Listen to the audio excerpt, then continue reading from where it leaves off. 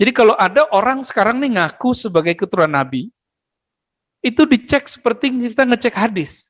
Nasabnya kemana, dia klan siapa, benar atau tidak. Ketika sudah dikaji, ada buku panduannya, ada buku rujukannya. Kalau nggak terbukti, maka orang ini Habibnya Habib palsu. Sebagaimana ada hadis palsu. Jadi ini antum nih silakan ngaku keturunan Nabi, nggak apa-apa. Tapi paling keturunan yang palsu, gitu. Doif gitu. Ada yang lemah. Yang lemah ini yang disebut keturunan dari jalur apa nyebutnya ya? Idrisiyah. Di Indonesia ini ada jalur Idrisiyah namanya Indonesia, bukan tarekat ya. Ini agak lemah. Nah, ini terjadi juga perdebatan. Banyaklah di Indonesia. Kalau kita lihat Bapak Saudara makan Allah mulai dari ujung Aceh, Medan ya. Kemudian pesisir Riau, Jambi, kepulauan di Riau, di Malaysia, di Singapura, Palembang, sampai ke Betawi, sampai ke ujung Banyuwangi, ya itu semua pesisir pantai, sampai ke Lombok sana, sampai ke Ambon, Pak. Itu bertebaran keturunan Rasulullah Sallallahu Alaihi Wasallam. Dan jumlahnya itu mengejutkan sekali, lebih banyak dari jumlah yang ada di tanah Arab. Bahkan teman saya yang sibuk mengurusin itu mengatakan apa? Beberapa klan, jadi suku, Qabilah lah kira-kira begitu ya. Misalnya As-Saggaf, Al-Idrus, itu namanya suku-sukunya Pak. Ya, famnya, mereka nyebutnya family-nya. Itu ada di Indonesia yang masih bertahan sedangkan di Yaman sudah nggak ada. Nah ini indikator besar ini Pak. Indikator besar ini. Bahwa besar kemungkinan Al-Mahdi muncul di negeri kita, di Nusantara. Ini bukan kabar gembira. Tapi hitungan kita secara kalkulasi ilmiahnya sangat besar kemungkinan di negeri kita. Tapi kapan? Nah itu bukan urusan kita Pak. Nah, jangan coba menakar-nakar tahun sekian, kecuali itu datang dari dia. Gitu. Datang dari Imam Mahdinya. Namun kabar baiknya, jika fitnah Dajjal, kekacauan Dajjal sudah muncul, maka otomatis si Al-Mahdinya juga sudah muncul. Tapi baru tanda-tandanya Pak. Sebagaimana Ad-Dajjal sudah diikuti orang, disembah orang, maka Imam Al-Mahdinya juga sudah mungkin memiliki murid sekarang. Kira-kira begitu Pak. Tapi, kalau mengikuti kitab Awariful Ma'arif, orang yang punya ilmu mengenal Allah, ma'rifatullah itu kan ada dua jenis. Ada orang sufi, soleh, pakai serban, pakai kopiah, ya, pakai begini, pakai jenggot, pakai gamis, ya kayak ustadz kita lah ya, lengkap gitu. Tapi serbannya kan belum ada tuh. Itu sufi atau orang soleh, kira-kira begitu. Orang alim. Tapi ada yang disebut malamatiyah. Apa arti malamatiyah? Dia menampilkan yang bukan di dalam hatinya untuk menyembunyikan kebeningan kalbunya. Jadi hati-hati Pak. Jangan-jangan sang Imam Al-Mahdinya sudah ada. Cuma dia penampilannya sama kayak orang-orang biasa, kita nggak tahu. Gitu. Dan menariknya apalagi, di agama Yahudi dan Nasrani, itu ada ajaran tentang imam akhir zaman itu, sang penyelamat di akhir zaman. Orang-orang Yahudi punya istilahnya. Mereka nyebutnya Tazor atau apa ya, kita cek di buku-buku mereka yang online. Ya, kan banyak tuh PDF mereka, jurnal-jurnalnya. Mereka punya juga istilahnya, imam penyelamat di akhir zaman. Yang nanti akan mengembalikan kejayaan Nabi Sulaiman di Yerusalem.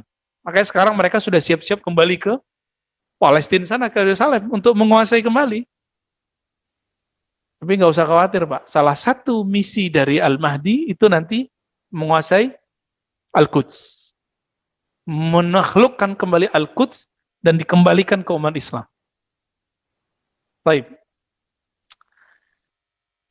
Apa dasar saya mengatakan jangan-jangan Imam Al-Mahdinya itu malamatiyah, menampilkan hal-hal yang biasa sehingga orang tidak mengira dia punya ilmu itu. Padahal di dalamnya dia sangat mengenal Allah Subhanahu wa Ta'ala. Ini contoh. Di antara Bapak ini kan ada yang kuliahnya unik-unik. Ada yang mampu berbahasa yang kita nggak mampu. Ada yang punya skill yang kami tidak mengerti skill itu. Kelihatan nggak dari jidatnya? Nggak ya?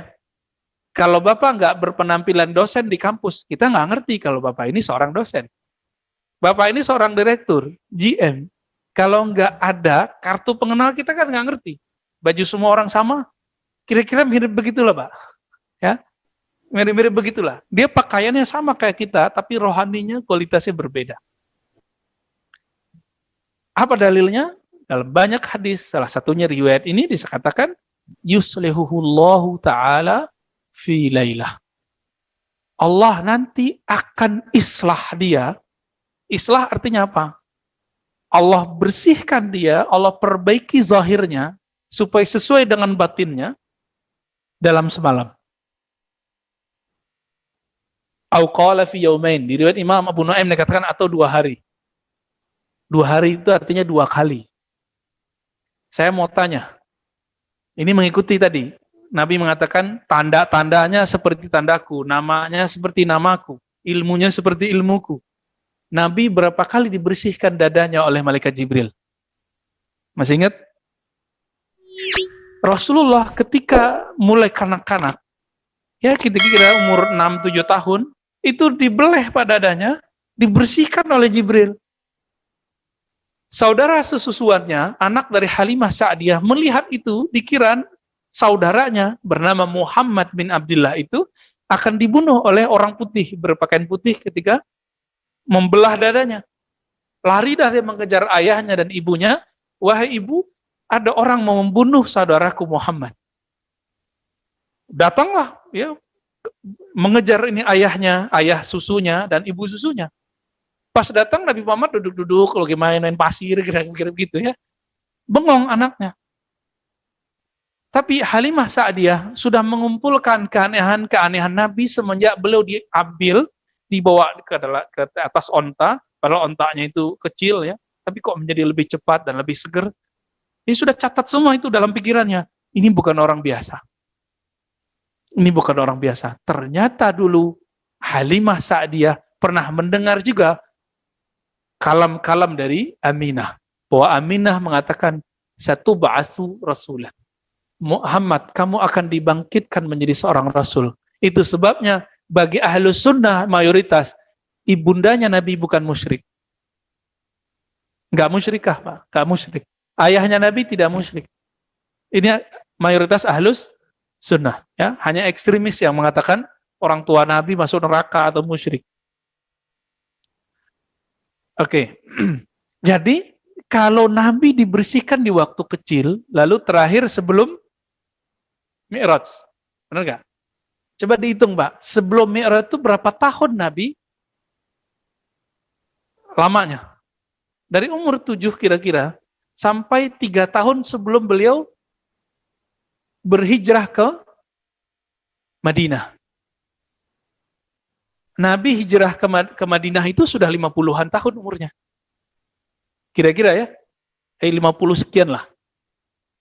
Karena Khadijah sudah wafat. Khadijah sudah wafat, ya. Pamannya Abu Thalib sudah wafat. Diperkirakan oleh ahli sejarah 3 tahun sebelum Nabi hijrah. Kira-kira nih, ya. Ada yang mengatakan 2 tahun, tergantung nih riwayat mana yang dia pakai. Maka kalau kita ngikutin ritme ini, Pak, Al-Mahdi itu juga akan dibersihkan oleh Allah sebanyak 2 kali. Pertama, waktu kecilnya, kira-kira umur 6 atau 7 tahun. Yang kedua, sebelum beliau mendeklarasikan atau hijrah dirinya sebagai Al-Mahdi di depan umat. Kira-kira begitu. Kira-kira berapa tahun? 2 atau 3 tahun. Ini perkiraan Pak ya. Maka kalau dihitung, berarti 3 tahun setelah itu terjadi perperangan antara beliau dengan Dajjal. Tapi kapan tahunnya? Wallahu a'lam. Kita nggak tahu nih kapan tahunnya. Cuma melihat pandemi sudah begini, sudah meliputi dunia dan seisinya, ini yang saya sebut dengan dalam hadis Nabi, muliat jauran. Bumi, dunia sudah dipenuhi dengan kebohongan dan kezaliman. Dan perlu diingat, Bapak Saudara makan Allah, Al-Mahdi tidak maksum. Tapi rohaninya mengikuti, mewarisi rohani Nabi. Plek, hampir semua. Hampir semua. Bedanya, Nabi Muhammad SAW punya hak membawa syariat baru, kalau beliau tidak. Gitu aja bedanya. Beliau hanya nanti akan mengikuti syariat Nabi Muhammad SAW, sebagaimana Nabi Isa ketika turun. Ini bagian akhir yang mau saya ceritakan. Ketika Imam Mahdi itu memimpin sholat, jadi dunia sudah dikuasai oleh Dajjal nih, dalam waktu 40 hari itu, belum sampai 40 hari, mungkin 20-30, itu semua wilayah di dunia sudah hancur. Bayangkan Pak sekarang, kalau semua negara resesi, habis resesi nanti apa lanjutannya? Krisis ekonomi. Kalau berlanjut, kan resesi orang masih kuat ya, masih kuat ini. Cuma pertumbuhan ekonominya yang nggak ada. Ya udah minus. Kita waktu tahun 98 sampai 20-an minusnya. Kalau berlanjut, ini bisa semua negara, bukan negeri kita aja. Ini yang disebut jauran, kezoliman di mana-mana. Di saat itulah Al-Mahdi itu kemudian datang ke Makkah, Madinah. Jadi Imam Al-Mahdi sekarang bukan di Makkah, bukan di Madinah.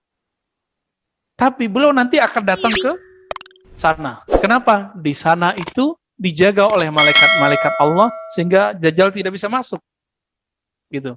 Di saat berjuang dan itu diperdebatkan di mana tempatnya, apakah itu di Syam atau di Al-Quds atau di mana tempatnya, lagi sholat, mau sholat nih. Udah maju Imam Al-Mahdinya mau jadi imam. Nabi Isa turun. Ketika Nabi Isa turun, hanya Al-Mahdi yang mengerti itu Nabi Isa. Ya, apa kata beliau? Wahai Ruhullah, Isa ibn Maryam, silakan mengimami kami. Karena beliau seorang Nabi. Nabi kan lebih mulia dari seorang wali. Al-Mahdi kan waliullah. Nah ini adab beliau. Tapi apa adabnya Nabi Isa? Masih ingat Nabi Musa berdoa, ya Allah jadikan aku Nabi umat akhir zaman. Apa kata Allah? Sudah ada nabinya. Ya udah kalau gitu jadikan aku umat Nabi akhir zaman. Jadi selevel Nabi Musa, induknya syariat Nabi Isa kan di Nabi Musa. Nabi Isa kan belum menyempurnakan, belum mengurangi juga. Jadi baru cuma berapa ajaran Nabi Musa yang direvisi oleh Nabi Isa. Jadi induknya di Nabi Musa. Nabi Musa sebagai induk itu berharap menjadi pengikut Nabi Muhammad, apalagi Nabi Isa. Maka adab beliau, engkau yang jadi imam, aku jadi makmum. Maka Nabi mengatakan, betapa luar biasanya kalian ketika Isa turun, wa imamukum minkum. Imam kalian bukan Nabi Isa, tapi imam kalian adalah Imam Al-Mahdi. Ini bisa menolak asumsi yang ditakutkan oleh Shaltut. Shaltut mengatakan hadis mengenai Nabi Isa hanya memperkuat doktrin Kristen. Itu tidak benar. Karena buktinya nanti dia jadi makmum. Ya. Saya belum cerita Dajjalnya loh Pak ya. Nanti next, kalau umur kita panjang, kita bahas bagaimana perperangan akhir zaman itu. Ada namanya Sufyani, ada perang Dajjal, ada Dajjal ketemu orang dibelah badannya, terus dihidupkan lagi. Ya. Nanti panjang itu ceritanya, nanti kita akan bedah sesuai dengan riwayat-riwayat yang kita dapat, dan akhbar-akhbar yang kita terima. Kira-kira seperti itu. Kesimpulannya sederhana, jika fitnah atau kekacauan Dajjal sudah muncul, maka sebenarnya ilmu-ilmunya Imam Al-Mahdi sudah mulai muncul. Dan ini ditandai dengan beberapa waktu yang lalu banyak orang bicara Mahdi, banyak bicara Dajjal. Walaupun kemudian ada yang tepat, ada yang salah, ada yang hoax, ada yang cocok logi. Ya, semoga Allah ampuni semua itu dan Allah sempurnakan kekurangan kita semua. Ya, amin ya rabbal alamin. Semoga kita nanti kalau umur panjang menjadi tentaranya Al-Mahdi, pengikut Al-Mahdi. Jika tidak, ya Bapak minta wafat aja sebelum itu. Wassallallahu ala nabiyina Muhammad. Cukup? Ada pertanyaan atau enggak?